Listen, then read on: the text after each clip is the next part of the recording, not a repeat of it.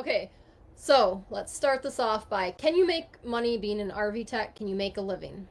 Yes, you can, and you can also fall flat in your face. Yes, so both sides. Let's get into it. So this is a very loaded question, and we're going to get into the variables that get into it. And the first off, we want to go over some basic business stuff. Like, do you have experience running a business? Like, have you ever done business accounting, taxes, set up a Google business profile, done a website, ran a social media page?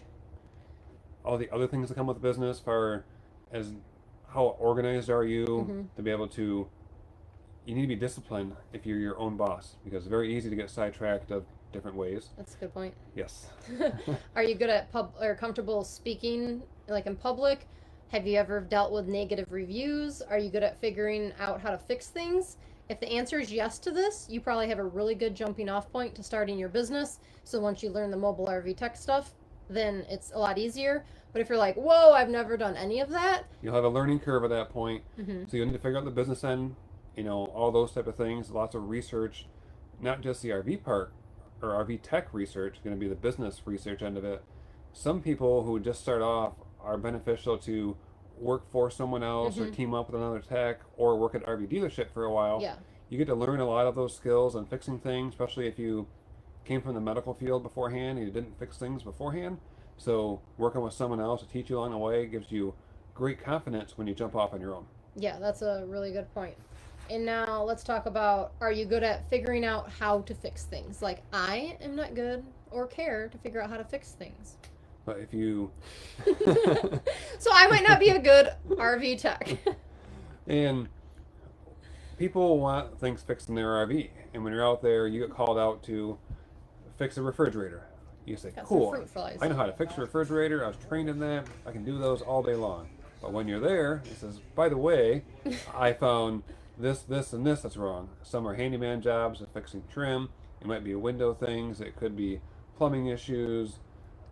All sorts of variety of things that I've come across that people need fixed in their RVs, and They don't cover all that kind of stuff at the school. They no. cover like certain RV related stuff, but there's a lot more stuff that people want fixed that you're never going to cover in a schooling. So if you're not well versed in like PEX plumbing or electrical or wheel bearings or axles, those type of things, there's only so much you can be covered in a school. They focus on the big things, as far as your appliances, air conditioners, fridges, water heaters, furnaces. Exteriors could be a 4-week long class. There's so many things of exteriors. They hit all the main things and the highlights and touch on a lot of things, but there's not enough physical time for all the hands-on stuff. You can So, find some other trainings and resources yeah. for those things. So this doesn't mean that you can't be an RV tech if, say, that you went through the school and you learned the stuff they taught you, but you didn't know how to do water lines and brakes and all that.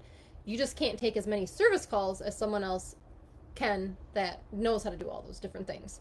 And there's also, I want to put this out there, that because this would be something like me, like if I want to get in the RV industry, you can specialize in certain areas like black tank cleaning or washing RVs. Washing RVs is a huge business. There's a whole demand, and there's not that much you need to learn. Like once you learn how to wash the RV correctly, then you know how to, these fruit flies, you know how to do it, and then just throw the business aspect onto it. So Some there is people, other things that you can do. yeah, some people will work into it slowly. Where they'll Mm-hmm. do some of the tank cleanings or washing or maintenance things. Then they learn things or be more comfortable with certain appliances, and they take on more jobs as they go. But they're not doing the whole broad spectrum from the Yeah. get go. Yeah, especially like sealing, like RV owner maintenance that RV owners should be doing, but a lot of them don't want to do, like sealing RVs. Flushing water heaters, Yeah. sanitizing tanks, those Like you type of can things. do all that, and I mean that's really low end stuff that you can still make a good living off of doing. And I do those. get calls for that stuff quite often. I'm Well, when you flushing do water it, heaters. yeah, they don't just want they're like, okay, so my electricity's not working, and while you're here, can you reseal the roof and do the water heater and do this, this, this, this, and this? And then you're like, oh my gosh, yeah. So there's a lot of other things you can do.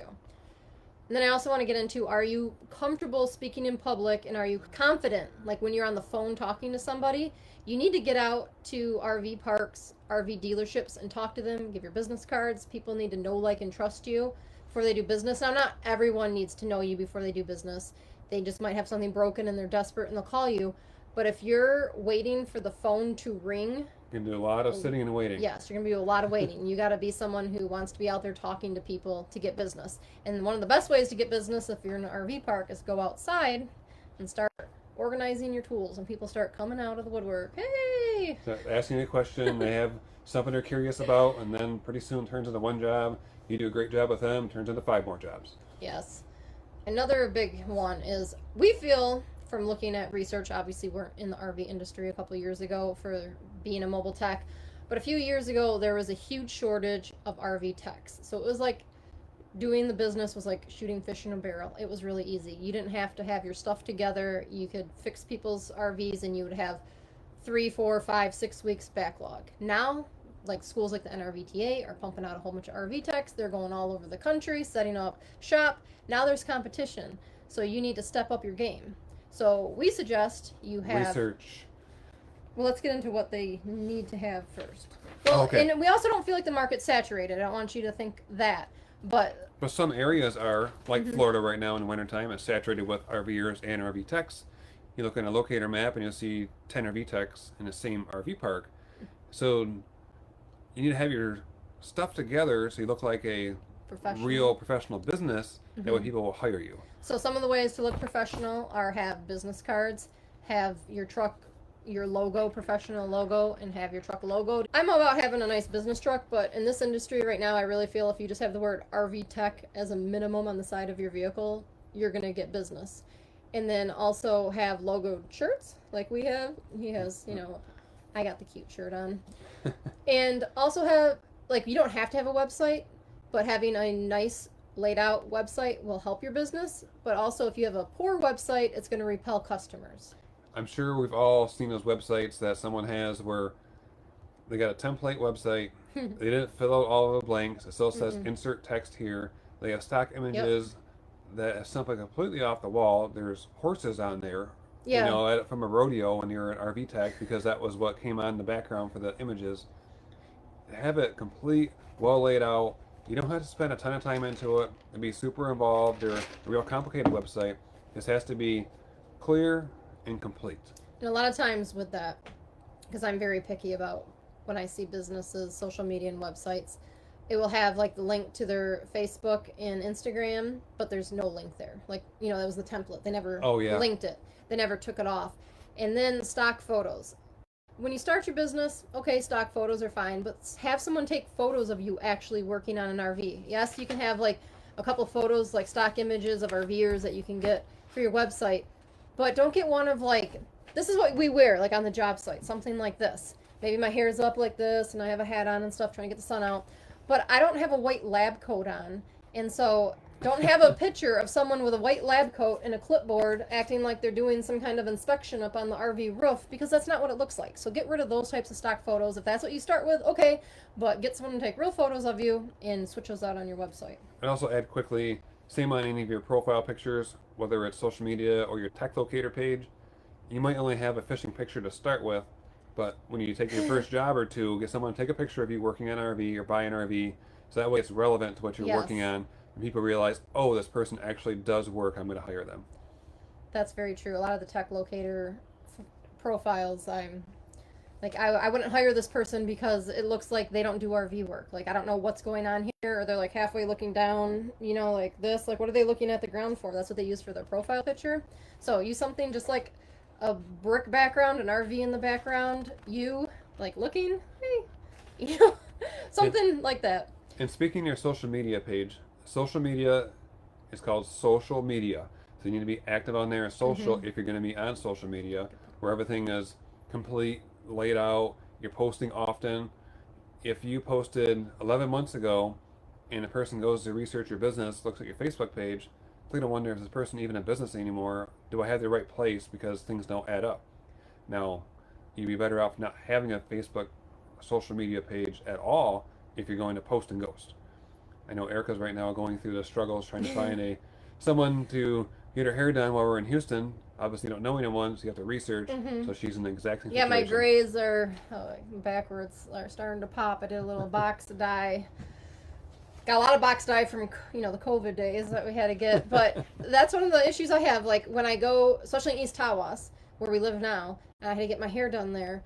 And I looked, there's only like 3 hair places, and all of their social medias were terrible. And I mean, I'm just looking to see if someone can do hair. Like I could just be like, oh, they can do hair, let me schedule. It took me like 2 weeks for me to totally stalk them, and I was so scared. And when I told Steve, like, I went to the hair appointment, I said, I have no idea what's going to happen. If they even know how to do hair, they have 3 photos on their social media.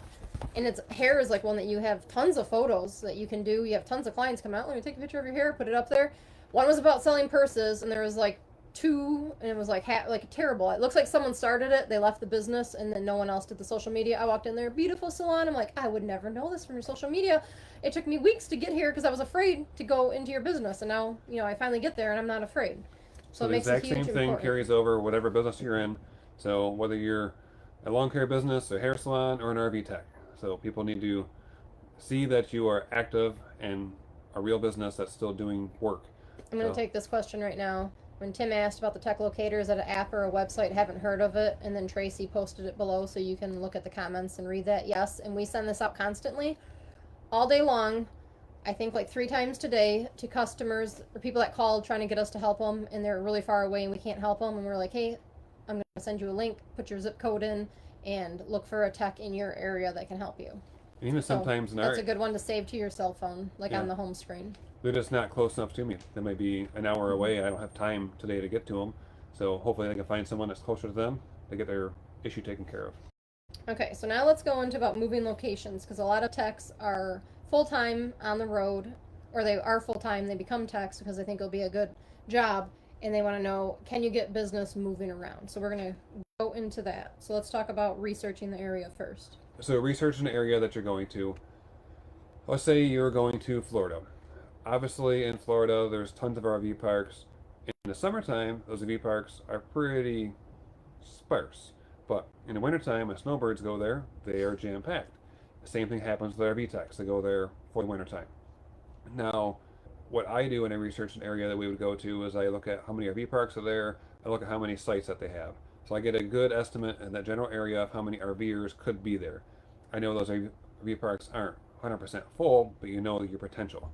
You also look at your RV dealers around, how many other RV techs are there, because those are options for people to get their RV fixed other areas. There should be a good balance in there. If there is a lot of RV parks and spots and not many techs, hey, I could be pretty busy there. Mm-hmm. If there's a lot more techs and not many RV spots, you probably won't be busy in those areas. And there's a lot of techs that you'll never be able to find or research to actually get to the area, because there's Bill in a Ford truck, and there's Joe Bob and the box van that comes out there and fixes people. And a lot of handyman jobs. Yeah, like handyman people that go out there. Mm-hmm. And I will say, when you're researching your area, you also want to figure out the hourly rate that you would charge going to that area. Every area is different. It varies. Florida is going to be higher because there's probably more of a demand. Some vacation areas will be higher. Some areas that are lower income and there's plenty of RV techs are going to be a lower area. So talk to the RV techs around, give them a call, say, hey, I'm coming to the area. Mm-hmm. They'll probably pass you leads because they have more work than they can deal with if they're busy, which is a good thing. And so you'll get work right away, and call your RV dealers, figure out their rates. But what I also see is techs or inspectors, they will go to an area, they start panicking because they're not getting calls right away because they just moved there a week ago. They need to pay the bills, pay the rent, and they lower the rate trying to get more work. But it works in reverse, because when they lower the rate, people look at that and they're like, well, why are you charging half the other person? You must not know what you're doing. So then they don't get work because they are charging too little. And with that, if you go to a place like Thousand Trails where people are trying to save money, you're probably not going to have people that want to get their RV fixed. But Thousand Trails do have to move their RVs, so they have to be movable. Places that are seasonal, that are very, like, say it's $400 a month to have your RV there, that's very cheap in this day and age. They might allow tarps over their RV. If you see tarps and stuff, people aren't fixing their RV. They don't have money to pay, and so they're not going to fix their RV. Actually going to a higher end RV park, if that's what you're doing, and you're actually there to work, not just vacation, and you're trying to pick up jobs, you'll get more clients because they have nicer motorhomes, they have higher budgets to spend. And like some of those, I think is crazy that some of the Class A RVs, the really fancy ones, like they can't, if something breaks, I don't know what it is because I'm not the RV tech, but they can't even flush their toilet. It won't work if like this part's broken. So those are like immediate, they need stuff and they're going to pay for it. So you got to kind of think of the areas that you're going to be, that if you're like, well, if I just stay 1,000 Trails and bounce from here to here to here to here, I don't have to pay that much, but you might actually want to spend an extra $1,000 a month to stay at an RV park because you can make that in a day at a top, like a high end one. Yeah. And you also have to contact them because some of them won't let people in, like the one in Las Vegas. I think that one, maybe if we, let's say that we were staying there and someone saw it on our truck, I'm sure that we could like do some work, but they don't let people through the gate unless they're one of their approved people. So they do have some of that. But that's like a huge, like 700 spot RV park. Not all of them are like and that. I found calling the RV park itself and introducing yourself before you make the reservation, some of them will be like, oh yes, please. We get people asking all the time, need RV techs, to fix stuff, so they're more than happy to have you there. So you start the conversation before you get there versus show up and expecting to do work and put your sign out and they tell you no, then you have to regroup and like go we ask somewhere all else. the questions before we're going to go somewhere. Like, can we put our sign out? We have an A-frame sign. Do you need help? They will tell you if they're like, yeah, we're letting people in or we're not. And if they're not, there's plenty of other RV parks all over. Just pick somewhere else to go. So then let's get into frequently moving.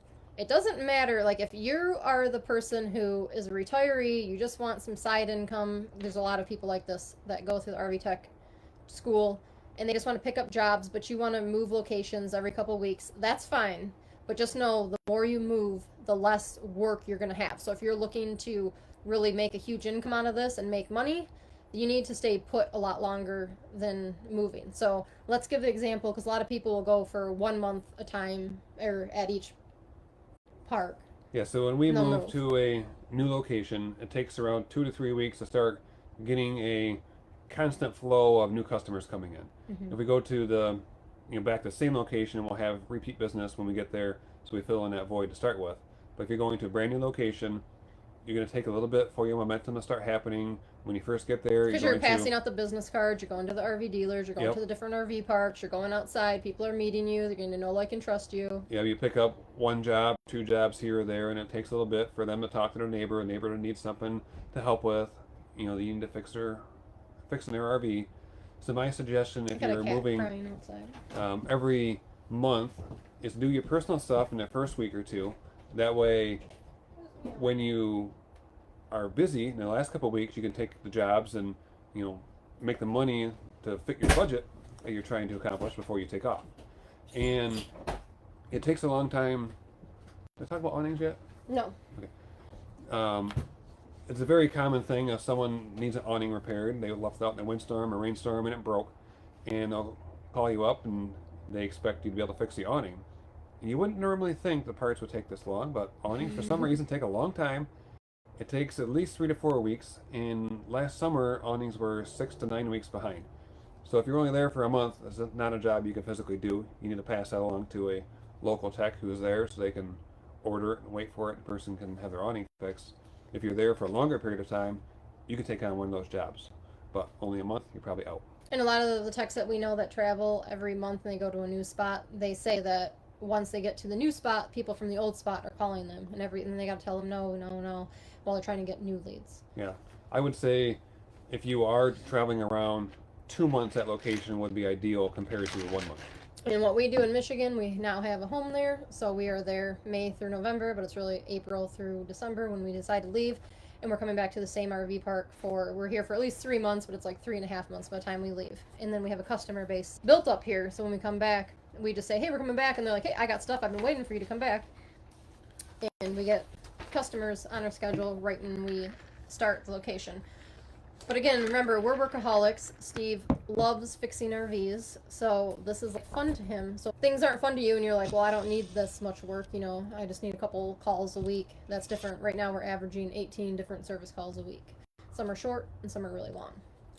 Okay, we're almost to the frequently asked questions that people submitted, and then we're going to get to the viewer questions. But before we do that, I just want to quickly talk about our Facebook subscription, because some of you on here will greatly benefit from it. Basically, we have some subscriber-only content that we put out, and then we have a Facebook group that Steve answers questions. He's in there daily, and we have a whole bunch of great resources that we use for our business. And I put some on here, like what we do every time we move locations, so we don't have anything fall through the cracks. Inventory list, load ratings for appliances, what we do for warranties, different things. We put all that information inside the Facebook group, inside guides and files. Those are like the two sections you find that. So if you're in our subscription and you haven't looked at the guides, go through each of those. And Steve's in there daily answering questions. And what's really good about that is our Facebook and our social media and our YouTube is exploding. We can't answer all the questions. So say we have 30 minutes at the end of the day to answer all the questions. First, we go to the subscribers group. We answer those. Then we go through email.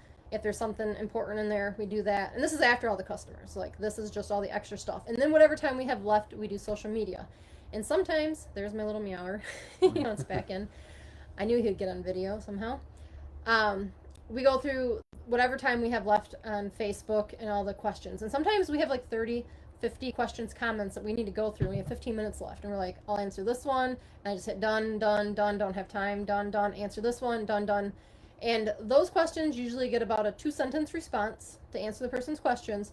But in the Facebook group, we'll dive deep. Like the other day, someone had a question about an estimate for sealing a roof. And normally, I know exactly what we would say on the public or inbox question. It'd be like 2-3 sentences, but we gave a whole video response, 5 minutes, detailing exactly what you would do. So we answer a lot more detailed questions. So if you're someone looking to be an RV tech, we're not going to mentor you doing your business, but we'll answer. We don't have time for that. We'll answer your questions. This is the place you want to be, is that subscribers group, and it's right on our Facebook page. It says subscribe, and then Facebook walks you through the rest of it.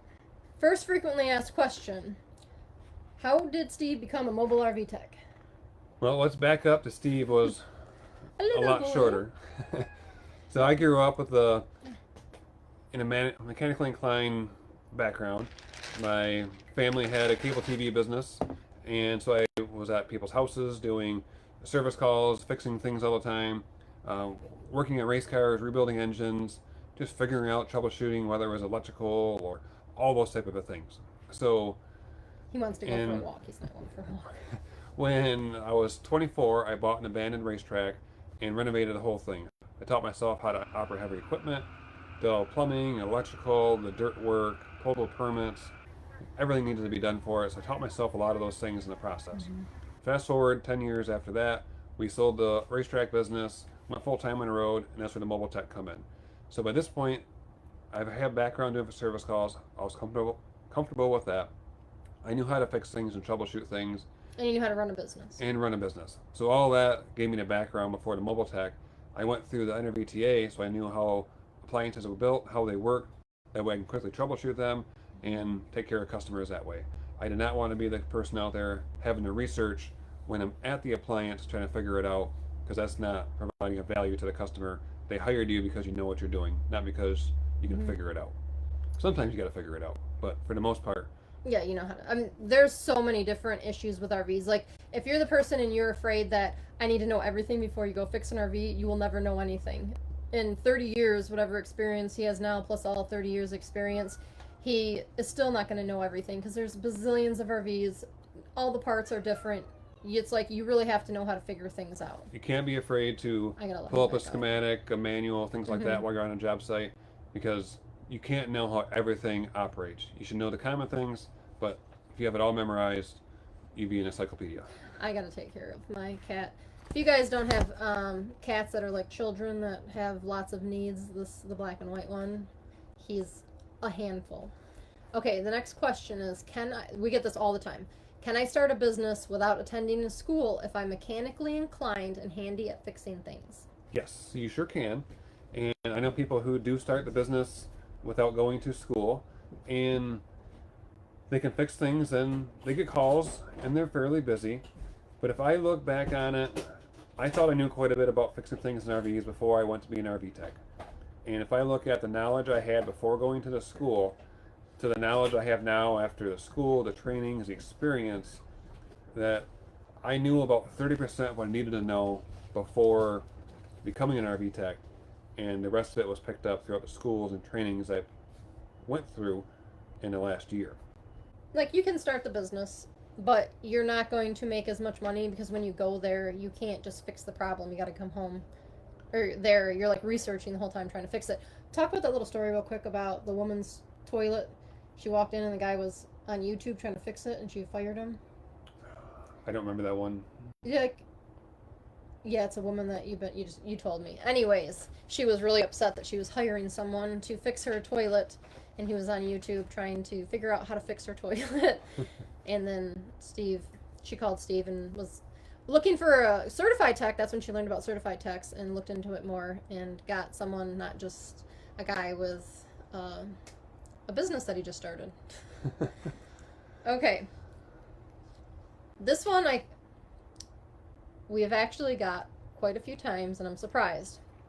So, what happens if the RV industry goes down? What will you do for work? I don't know where the scare tactics are out there, or people are getting the fear from, but I have no worries about the RV industry going down.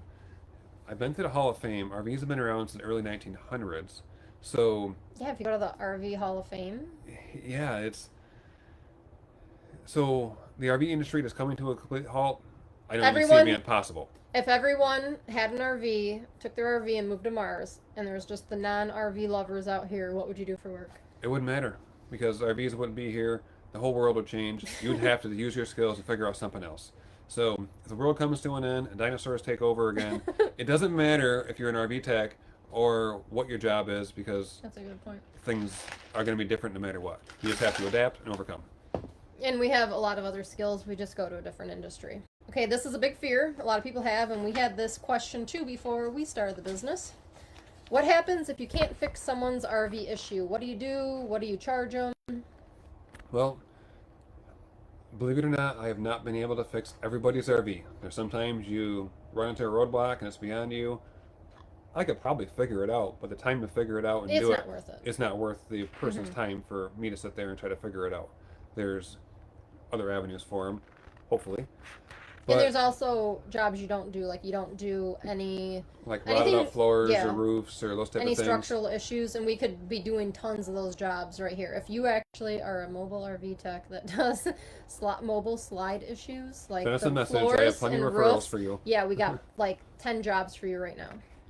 But if someone calls up and they have an issue with their RV, I ask them questions to make sure it's something that I can do. I'll often have them send me a picture of what the issue is to make sure we're talking the same language so I know what their issue is.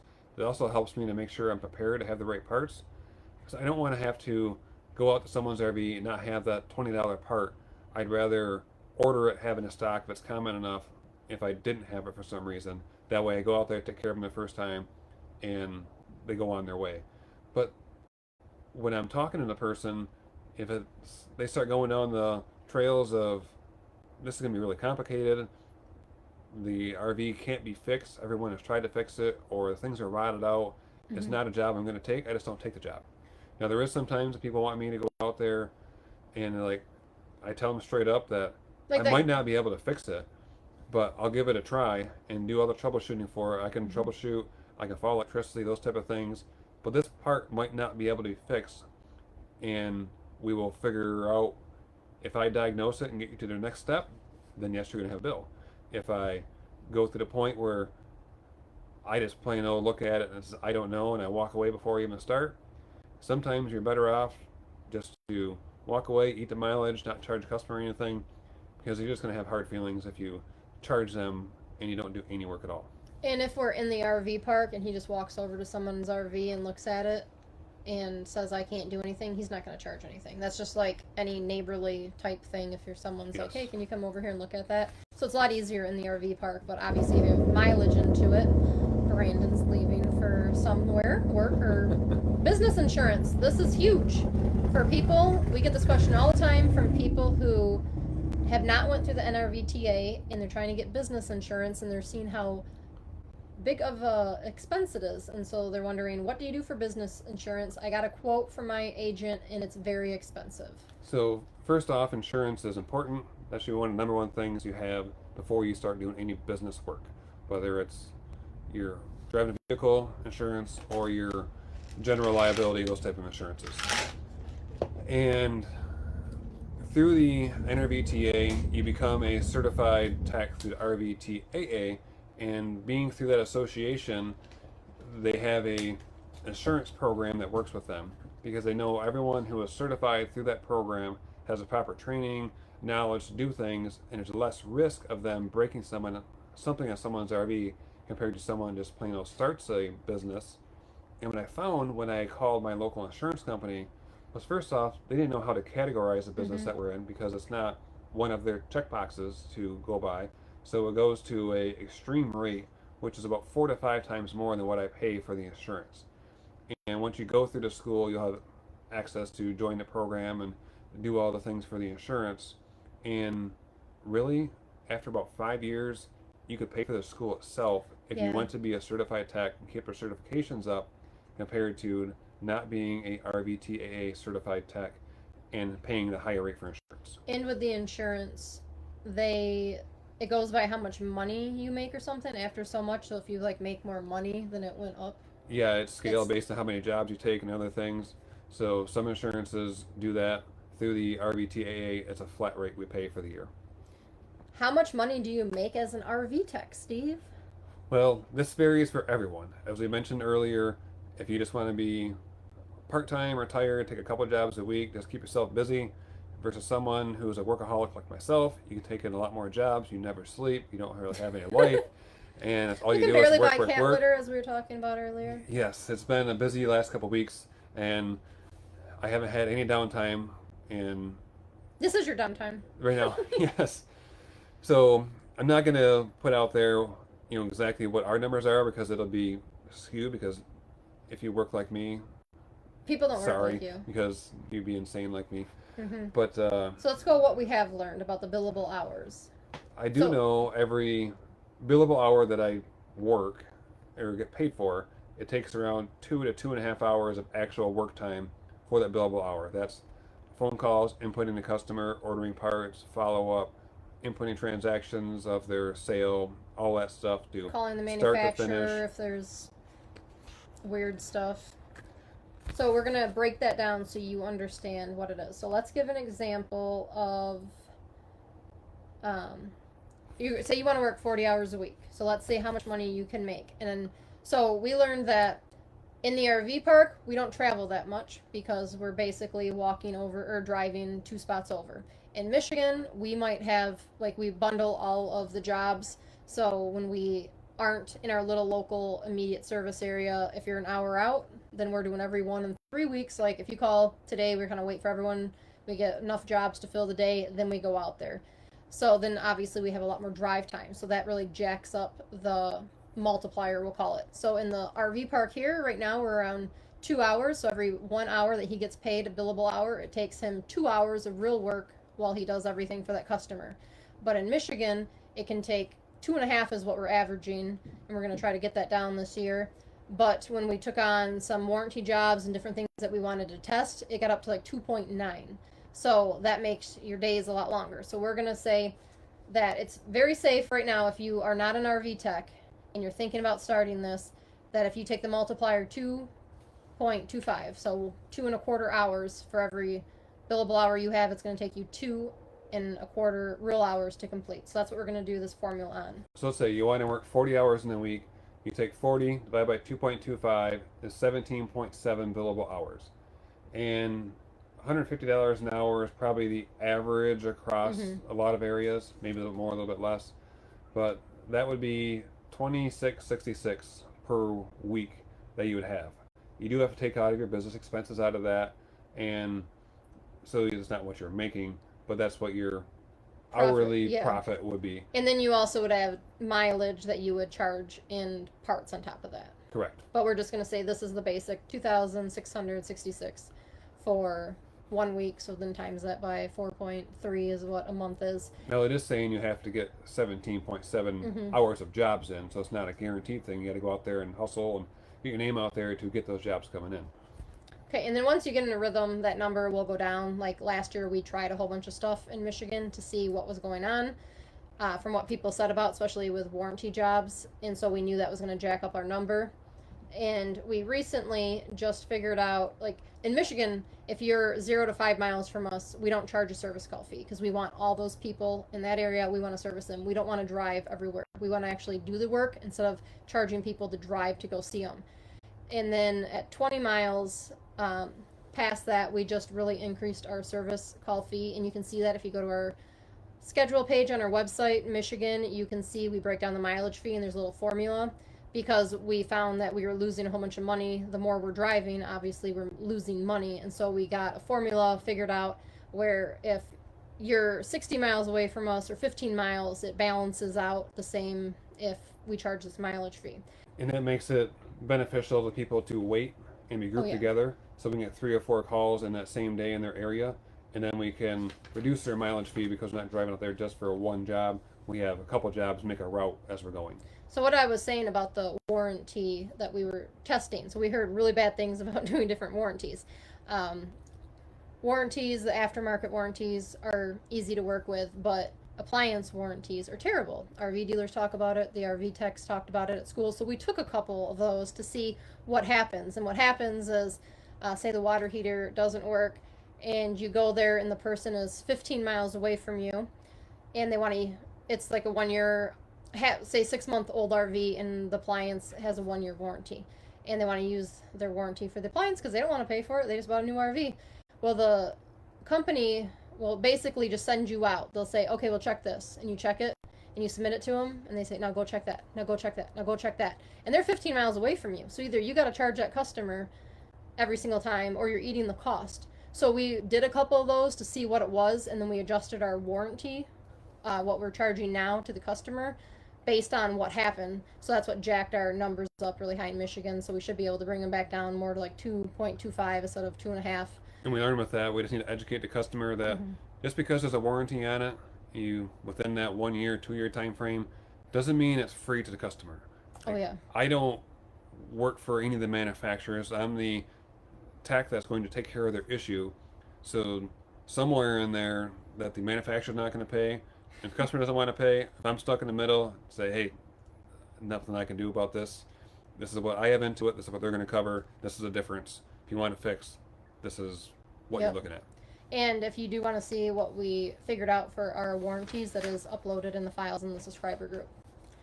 If you do want to get a feel for what it's like to attend the NRVTA, they do have an online course, which is the fundamentals, which is the first week that everyone goes through that Steve went through, and it's $197. I'm going to link that in the description after this video is done, and you can check that out. It's a really great course, and you can say like, hey, I want to do this, or no, I don't, but I got this education and I can just fix my own RV.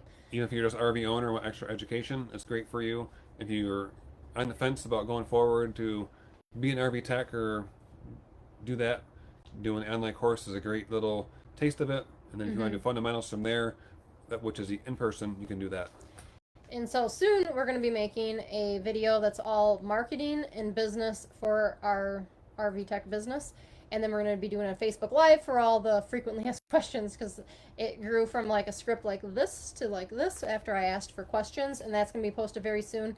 So, and those will both be uploaded to our YouTube channel, so you definitely want to check that out. And I upload all of these videos into a playlist called Mobile RV Tech Services Business. So that'll be a great resource for you to also check out those videos. And now we're going to start taking the viewer submitted questions. This is, what do you think about the online tech course for those that can't attend in person? Great. As we just mentioned, it's a great program to learn and get started, get a feel for the school. I'll also say, if you don't have 5 weeks to attend the school to be certified, people will do a week or 2 at a time. You have to start with fundamentals. After that, you can pick and choose your other 4 weeks that you would do in any order. And now you have to take the class when they're hosting that class. But people sometimes take 2 years to become a certified tech. They get the certification, become a registered tech, start doing some work. That's a good way to do it. The next vacation time they do it, and they go and do it again. If you can't do all 5 at one time, I would recommend, I should say, doing all 5 at one time, because everything is fresh in your mind, and you just, momentum just going, and you take off from there. But if you don't have that option, you're slowly working into it, you can do that. The school will work with you. And Brian says, do you run your business as a sole proprietor, or did you set up an LLC? Our business is set up as an LLC, and as we go forward, we will develop a little bit more on the tax business end of things and put it into an S Corp, LLC combination, but that's for the accountant to figure out on that part. Jason says, I just finished it up and it's great. I think he's talking about the course. How do you figure out pricing to go to different jobs? It's an hourly rate, flat rate. Yeah, it's a It's not a flat rate. Well, yeah. There's flat rate I'm work sorry. based on like the flat rate book where they say it takes this long to change an air conditioner. Well, that's a perfect world. We just had a conversation earlier amongst some friends about the warranty was paying 1.5 hours to change out an air conditioner. And like, well, it's going to take longer than that because it's a top-down mount. It's a Coleman air conditioner. You got to take the thing halfway apart, put it on the roof, do all these other things, and you're mobile.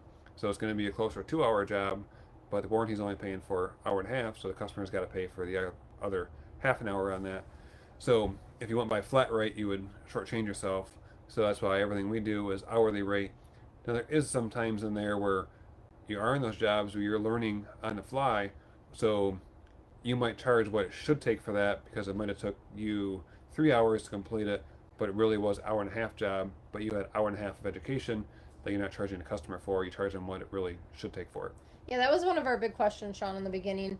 I remember Steve's the first time someone called from Michigan, like we're in Texas, and they called from Michigan and wanted to know how much it was going to cost. They wanted an estimate for doing their sealant on the roof, and he's like, I have no idea. And so he was kind of going off flat rate. He asked inside the tech group because once you go through the NRVTA, you get put in you can join the Facebook group, you can ask questions, you can see what it should be. So people said for what it was, it should be 4 hours. So that's what he told them, and it took him a little longer because he had to figure out how to do it. But once you start getting your groove down and you know how long things take, he'll say, I mean, it's really like a fluid conversation where he's like, well, this should take 2 hours. But once I get into it, you find different things, and I will show you if I find something, like what's going on. Because a lot of times someone will say, like, my fridge doesn't work. And he gets there. Yeah, the fridge doesn't work. It's because this thing down here doesn't work because the mouse chewed that over there. And he has to fix all of that. Mm-hmm. And so he just shows the person, okay, so here's why your fridge isn't working. Let me show you this over here and then this over here. So if you want me to fix this, the fridge, we have to fix this and we have to fix this. And like, oh yeah, I want my fridge to work. And they understand what it is. So now we told them it was going to take 2 hours in the beginning because that's what we thought. But now we found out it's going to take 4 hours and they need some parts. And we just have the conversation while we're doing the service call with them.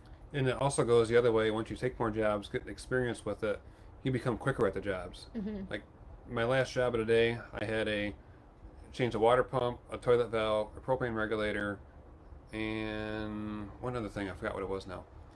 And it took me just over an hour for all those things. If you went there for just one thing, it takes a little bit to get your tools set up, everything else. It means I was already there. I just went from one thing to the next in the RV, took care of them, knocked them out. I've done these things many a times, so I knew where all the screws were, all the pieces, so it's very easy and quick to do them. The first time doing that, it wasn't quite as smooth. Yeah, and we're just real with people. Like, we're just real people, and we have a conversation and let them know what's going on. And, I mean, you were really scared. Like, how's it going to be when someone, like, asked you to do a job? It was like the neighbor walked over, knocked on the door. It was a rodeo person, and you're like, yeah, I can go look at that, and you just, like, figure it out. But it's more of a conversation. It's not like you're trying to sell stuff to people. No, we're there to help them out. RVers are awesome people, and you get to meet them, work with them. They're very appreciative, and they're very understanding as well. Okay, so we answered Tim's question. So if you don't know about the tech locator, when you go I will say with the tech locator, it is a website. You can access it on your phone. It's a little bit harder to access on the phone because you got to be able to use your two fingers and navigate around. But that's sometimes people's only option because they are traveling. They don't have a computer or a laptop. So it works both ways. But if you are researching, use the computer. If you're just trying to find a tech to help you out, the app. Yeah. So website. Actually, when it comes up to do the zip code, what I found, you put the zip code in, and you're like, what's going on? It will bring up like the name of the city underneath. You actually click on the name, and then it happens. And you can see the little pins, but if you scroll down a little bit, it's going to show you all the text that they're showing the pins for, and you can go into their profiles and how far away they are from that zip code. So keep scrolling down. Do you charge a specific fee just to go out to a job before you even know what you're going to fix? Example, $150 for coming out to look at the problem. Well, I am talking to the person, getting information on what their issue is before I go out there. That way I know, I have a good idea how long it's going to take me, what the issues are, what kind of RV it is, what thing I'm working on, whether it's a 30-minute job or if it's a 2-hour job that I'm working on. And the two parts of that, there's going to be a mileage to get there, then there's going to be your hourly rate once you're on site. You might have a minimum of 1 hour once you're on site. So if you go there and you figure it out in 5 minutes and you're really quick, that's the point. You have a conversation with a customer, like, look, it took me 5 minutes, you had me for an hour, and I'm here. What else would you need help with? Answering questions, fixing this, inspecting the RV, seeing the issues, those type of things, to try to give them a value. You hear a lot of negative things from customers that you might go to as an RV tech after someone else was there and they charged them $150 to show up. They couldn't figure it out, couldn't fix it, did nothing while they were there, and then the customer is more than happy to tell you about their bad experience with the other person. They don't ever tell me who it is, the type of a thing, but I definitely understand. I'd be frustrated too if you paid someone to go out there and they just charged you to show up, and that was it. Tell the story about I forgot his name, but the guy across from us at the NRVTA that came, the first one with a signboard. Oh, yeah. This is crazy to me. So they were traveling from Virginia to Texas to the school and just bought the RV in the fall. It was winterized by a dealership. I'll say winterized by a dealership. And the going there, he didn't have hot water and the water heater wasn't lighting. Called a tech out who didn't know things very well, and the water pressure was very low throughout the RV, and the water heater would have a flame for a second and then it would stop. And this was a Suburban water heater, and the tech said it was probably a bad circuit board. I don't really know. I gotta go refresh up on my notes for this. I can't really help you out. And the customer was like, "What, seriously? Like, I called you out here. I'm paying you to be here." I'm like, "Well, I could probably take some more time, but I have to charge you for that, so I'm just gonna leave. I don't really know." But he charged him. But he charged him anyway for the time that he was there and doing nothing. And you'll learn this as you learn about being an RV tech, that on a Suburban water heater, if it's lighting on gas, the circuit board is doing its job. There's probably another issue. As soon as I saw what it was, he explained me the issue. I said, it's probably low on propane pressure. I checked the propane regulator. Sure enough, it was bad. Changed that, water heater worked. It wasn't a circuit board, it was another issue. By checking the right processes, you can figure out what the issue is. So sometimes people do have bad experiences out there, and this is part of getting referrals. If you treat people right and take care of them, do the right thing, you will get tenfold of business back in versus making one person mad. So obviously you'd be able to fix that, but if it's something that you couldn't fix, you would just say, we wouldn't charge them. We'd say we couldn't help you out with this. Yeah, and I have, sometimes you go out there and you try to fix it, you try things, and I'll tell them before I start, I'm like, I'm going to try this and fix it. It's not going to hurt anything. If I fix it, this is what you're going to pay. If I can't fix it, I'm not going to charge you anything. So it gives a little carrot incentive for me to fix it that way. And you like to solve problems. Yes. Jennifer, it sounds like she's also an RV tech. She says, a great way we have gotten customers is simply walking our dog, great icebreaker, and now I carry business cards in my pocket. I already have 5 neighbors asking. Yep, we carry business cards in our pocket too. They rattle and make some noise sometimes. Steve gets mad. Every time I take them out of my pocket because they're rattling, that's when the person asks, and I'm like, oh my gosh. And walking your dog, yes, is a great way, or pushing your baby in a stroller and just talking to people. I'm like, what are you doing here? Oh, my husband's an RV tech. That's a great way. And yesterday when we were up on the roof and we had 3 people come through while we were up there trying to talk to us while we were on the roof, and I told Steve to put our business card holder out on the back of his tailgate so they can just grab the business card while we're up there. This is the first time that I've been around where we've been up on the roof. I'm like, we can't really just come down. We're in the middle of doing something. That they could just grab our business card. Mm-hmm. So put your business card out somewhere that they can see, wherever you're working, that they can grab it. The biggest complaint we hear from customers is they call 15 RV techs, don't answer the phone or calls back. Yes, that's very true.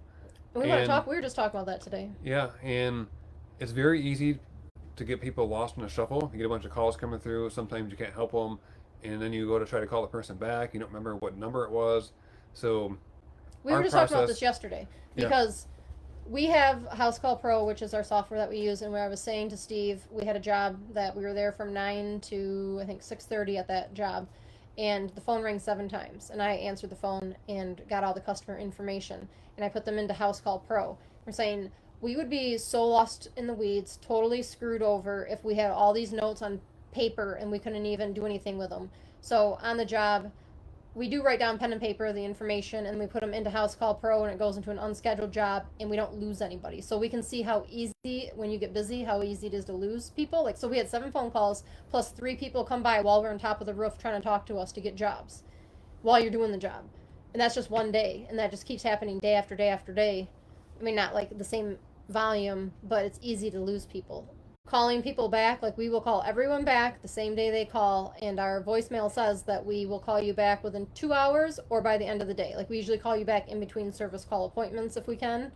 So people know, like, we can either help them or we can't help them. Like, we had someone call today that wanted help at a Cracker Barrel. They're broke down. We can't help them. We send them a tech locator. So they know they're not waiting on us to call them back. And we just moved to a new area and we called to get tree trimming. And I called twice and no one ever called me back. There's no voicemail that said we're not accepting new customers. I'm like, I'm guessing they're not accepting new customers. And I had to go find someone else that would help us. Like, that's really annoying. But we see how it happens because people aren't organized, they don't have a software, and they just lose notes everywhere. Can you talk about RV part inventory? There must be a sweet spot between too much, not enough. I'm not sure, when it comes to experience. Yes, there is a point where it definitely is regional based We just talked about and this. seasonal based. Yeah, because we did a story on it too. Because I know techs that are in different parts of the country. In Florida, people are fixing air conditioners. Here in Texas, I'm fixing water lines and roof leaks and those type of things around slide outs. And people in the Northwest are changing water heaters and furnaces based on where you're at. So you're going to stock it before furnace season. If you're in a seasonal area, you probably would make sure you have enough anode rods before the season starts, those type of things, to get water heaters opened up. If you're in winterizing season, of course, you're going to have antifreeze during those time frames. As far as other general parts, when you go through the NRVTA, you will learn a lot of those common parts that people need in their RVs, and every class instructor will give you a list of common things they carry in their vehicles, which helps to know what inventory to have. Don't you? We have the part list in the subscriber In our subscriber group, we okay. have the part list that I have, and you can see on there, there might be 50 things in a list, but you'll see like what I carry for inventory of those items.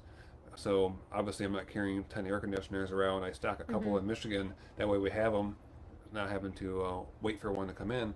But things like converters, wiring supplies, propane regulators, water pumps, those things come across. Like, I changed 2 regulators today and a water pump. Just the way the day goes. And I didn't change one for probably a week and a half before that. So Yeah, but when you go to a new flows. area, like we came to Texas and you had 2 or 3 people that are like, I need my water pump changed. And he's like, I need to order water pumps. Like, right when you start hearing it, you're just like, I need to stock up right now. And it takes 1 to 2 days because everyone's going to have this problem. And that was before the freeze, where everyone had to get their water pumps working so they can use their freshwater tank, because you had to unhook the water hose outside. So just kind of paying attention to your landscape, what's going on, and what people are asking, and you'll figure out what your needs are. And you'll come across some of those parts that drive you crazy. You didn't have this little part, so you'll just carry that one around forever. And then once you stock it, you'll never need it again. So, from when you first started, because I know this was Steve's question, he wanted to know which parts, he wants his parts and his tools, to what you stock now, like how much has it changed, or how much more have you? I know because we have the house now, so now you have a whole bunch of stock. Yeah, I've added in some odd things here and there that I've come across, like the little gearbox for a Max Air fan. I've changed a couple of those here and there. And they're a very simple thing. They're lightweight. They don't cost a lot of money to keep in the toolbox, or part supply box, should call it. Other things like I thought I was going to need a lot more plugs or replacement cord ends. I change them occasionally, but if you're at an RV park that people are not unplugging all the time, those plugs aren't worn out quite as often. Yeah, So that's depending true. on where you're at, Yeah, so it's very dependent on where you're at. if you're somewhere that's for there for a month, well, you're gonna take what you can, and you have to figure it out from there. If you're somewhere for a longer period of time, you get a little better gauge of it. And if you just don't, if you're mobile on the road and you don't have any extra room, especially if you have a family, like we have noisy cats who's still meowing outside constantly because he wants to go for a walk in the dark. But you don't have that much room in your RV and you can't really stock stuff, then you just don't take those types of jobs. So you just take the jobs that you want to take that you don't have to have, or you can say, I can do this, but I have to order the part in, and that's normal. And there's a big difference between like Michigan seasonal people are there to camp, and like we need to fix their stuff on the weekend while they're camping. That they're calling Thursday, Friday, getting their RV set up to go camping for the weekend, and they find it's broke, or they get to the RV park and it's broke, or they call us on Monday and say this broke, and they need kind of like now stuff. We're here in Texas. They're like, hey, I got this, and this. I live in here full time. Whenever you get to it, it's fine, and you can order the parts, and it's not a big deal. Now, if it was the middle of summer and AC went out, it is a big deal. So depending on what time of the year you're in, where you're at, obviously people need the essentials first. Cold air in the summer, warm air in the winter, working, batteries on. So think about the essentials of what people would need to physically operate in an RV. Yeah. Brian asked, are the solar and generator classes worth doing at the same time as the 5-week tech course? I did all of them. I don't do a lot of solar work. I come across it here and there, but I really love having the knowledge because you come across some issues that relate to solar type things. Solar is definitely more popular now in RVs than it was years ago, and you'll come across some things that you would need to know here and there. If you don't have the time, I would sweat it. If you have the time and want the knowledge, I definitely would do it. Every bit of knowledge you can gain, you'll learn things in solar and generator class that will relate to other parts of the school. Chris's generator class, your brain will hurt after the first couple of days. You learn so much electricity. You thought that was the thing that you're like, Yeah. I think I'm not going to pass this. And then he found out this little secret. I'm not going to tell you, you got to go to a generator class. That's right. So you'll learn a lot of electricities and knowledge and basics, which help you troubleshoot a lot of things and know the understandings of how the power flows. You might not be fixing the generator itself, but you might be fixing the power issues, and they have a transfer switch which a generator hooks up through, so you'll understand of the whole process and voltages. You won't be looking like a fool out there because you don't know how the RV operates. And with the generator, you do fix a lot of generators because there's a lot of people that there's not that many generator technicians because they're very complicated. So if you're like, generators scare me, I don't want to do it, then don't take the class. But if you're like, ooh, like Steve, I love a challenge. I want to see if I can do this. I will say generators can Then be take very hard and very challenging because depending on what the issue is, and sometimes they can really kick your butt, and sometimes you follow the procedures and you can get them taken care of pretty easy. Tim says, thank you so much for taking the time to answer the questions. I really appreciate you both. I will definitely be subscribing to your Facebook group, but we look forward to having you in Awesome, there. Tim. Thank you guys for watching, and we'll see you on the next video. Bye, guys. Bye.